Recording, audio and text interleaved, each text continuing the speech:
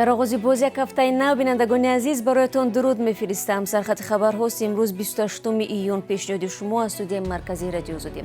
Дар барномаи имрӯз аз сахттар шудани талабот нисбати онҳое ки аз хориҷа вориди Тоҷикистон мешаванд маълумот хоҳам дод. Дар додгоҳи Москав мурофиаи муҳоҷири тоҷике баргузор мегардад ки дар занозанӣ бо скинҳедҳо ширкат намуд ва бо гузашти 2 моҳ аз ҷанҷоли марзӣ президенти Қирғизистон бо сафари расмӣ имрӯз ба Душанбе меояд. Хабарҳои дигарро низ дорем.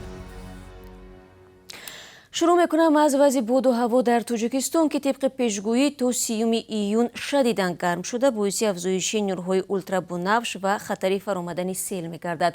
Мутахассисон дар ин рӯзҳо ба сокинони аксарияти минтақаҳои кишвар аз ҷумла шаҳри Душанбе тавсия доданд ки дар берун камтар гашту гузор кунанд, зеро ҳавои гарм ва нурҳои ультрабунавш ба бемориҳои пӯст, чашм, фишорбаландӣ, диабети қанд ва нафастангӣ ё худ астма таъсири бад мегузорад.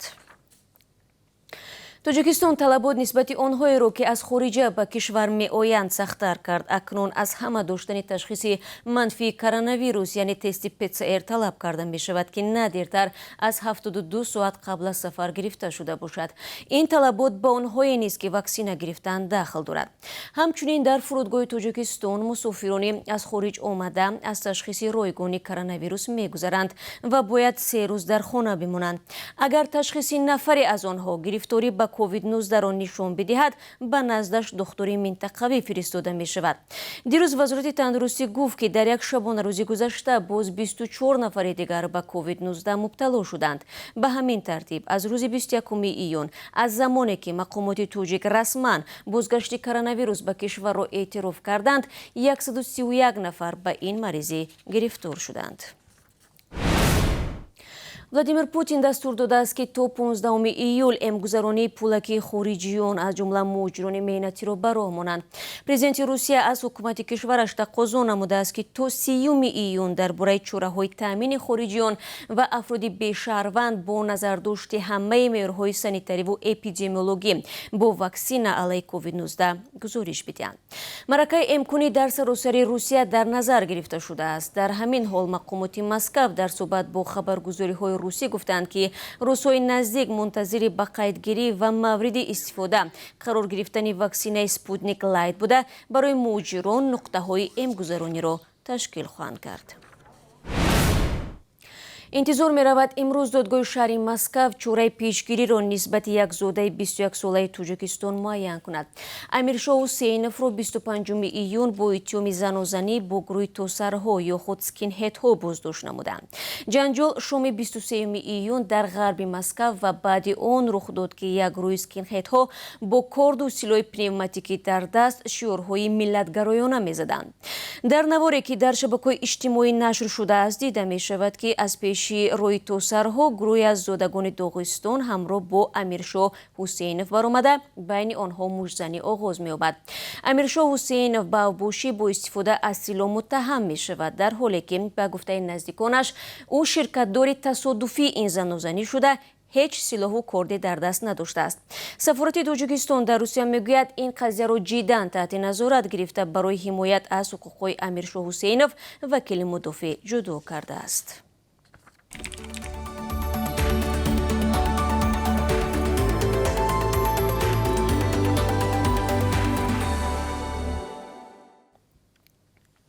шумо сархатти рӯйдодҳоро тамошо доред. Дар марзи миёни Сурияву Ироқ низомиёни Амрико пойгоҳҳои гурӯҳҳои ниманизомиро ки аз тарафи Эрон пуштибонӣ мешаванд ҳадафи ҳамлаҳои ҳавоӣ қарор доданд. Гуфта мешавад ки ин ҷавоб ба ҳамла бо ҳавопаймоҳои бидуни сарнишин болои пойгоҳҳо ва сарбозони Амрико дар Ироқ аст. рӯзи 27 июн вазорати мудофиаи Амрико иброз дошт ки бо фармони президент Байден ҳамлаи ҷавобӣ ба як пойгоҳ дар Сурия ва як пойгоҳ дар Ироқ сурат гирифт. Ин пойгоҳҳоро аз ҷумла гурӯҳҳои катоиби Ҳизбулло ва катоиби Саид Шуҳадо истифода мебурданд. рӯзи 26 июн мансабдорони курдии Ироқ гузориш дода буданд ки 4 ҳавопаймои бидуни сарнишин пойтахти устонашон шаҳри Ирбилро оташборон карданд. یک فرمانده پلیس افغانستان به رادیو آزادی گفت که در ولایت مرکزی میدان وردک بیش از 50 افسر و سرباز نیروهای امنیتی افغان به اسارت طالبان افتادند. روز یکشنبه فرمانده پلیس مصطفی مهیور گفت در جریان زدوخورد مسلحانه وزنین بیش از 50 نفر به اسارت طالبان افتاده. دو ناحیه چوک و سیدآباد به تصرف گروه تندگرای اسلامی گذاشتند.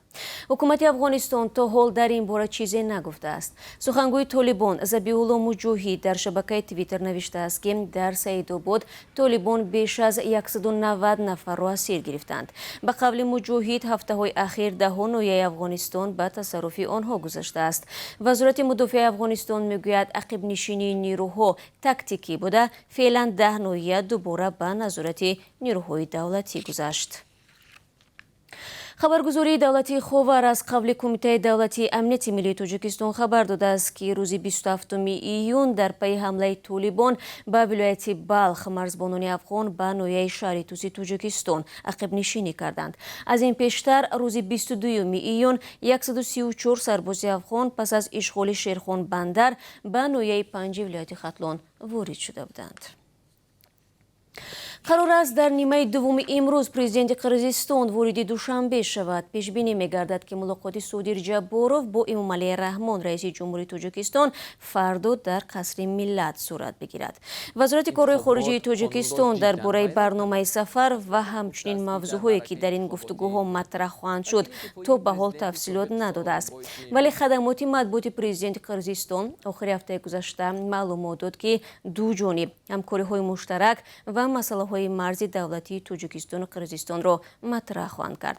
رئیسان جمهوری تاجیکستان و قرقیزستان 30 اپریل امسال پس از یک روز مناقشه در مرز که از دو جانب 10 زخمی و کشته بر جای گذاشت تلفنی گفتگو کرده بودند.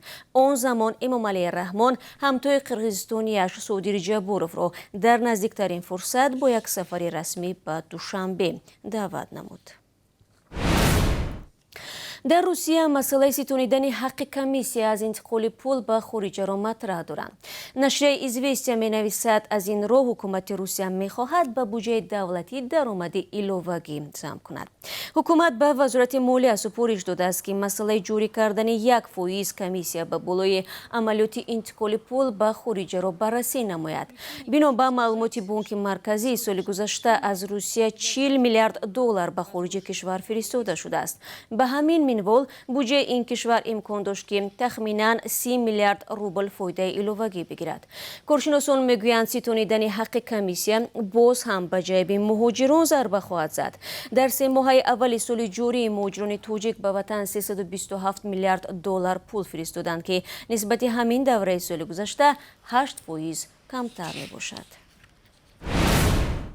از 1 ایول ساختمان قطعه روی نقلیات گرد قزل قلعه باختر شروع می شود.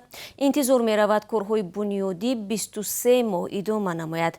طول این راه تقریبا 10 کیلومتر بوده. هدف بازسازی آن تامین بی‌خطری انتقال و حرکت عنوان می شود. قبلا حکومت ژاپن برای راه اندازی این طرح حدود 31 میلیون دلار اختصاص داده بود. روی دوشنبه باختر 98 کیلومتر را تشکیل داده. تعمیر 40 کیلومترش از حساب بانک آسیای رشد عملی می گردد. تاجیکستان نیز در بازسازی روی مذکور سهمگذار می باشد.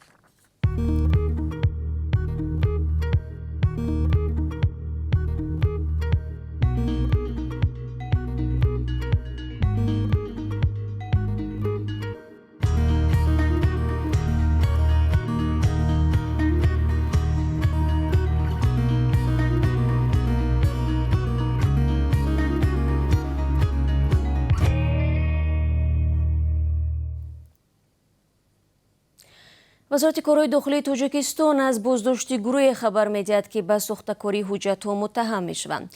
بازداشت شده‌ها 4 نفرشان ساکنان ناحیه شهر توز و یک کس دیگر از ناحیه خوالینگ بودند. به قول منبع هنگام دستگیر نمودن از گمانبران 3 عدد دیپلم قلبکی دانشگاه‌های ملی و آموزگاری تاجیکستان و 10 عدد شهادتنامه رانندگی دریافت و مصادره شده است. ضمن بازپرسی یکی از بازداشت شده‌ها گفت که حجت‌های تقلبی را کسی دیگر آماده کرده آنها برای یافتن مشتری از 200 تا 300 سومانی گرفتند.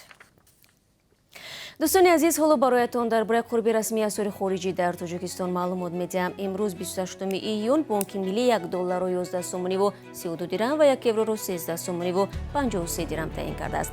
қурби 1000 рубли русӣ 156 сомониву 60 дирам наргузорӣ шудааст ки нисбати охири ҳафтаи гузашта 40 дирам бештар мебошад. дӯстони азиз, дар ҳамин сонияҳо нашри навбатии Сархатти рӯйдодҳоро ба поён мебарам. Бо сипос аз ҳамроҳӣ ва ҳамкории шумо, ман 3 соат пас бо гузоришҳои рӯз ба студия бармегардам. рӯзи хуб дошта бошед.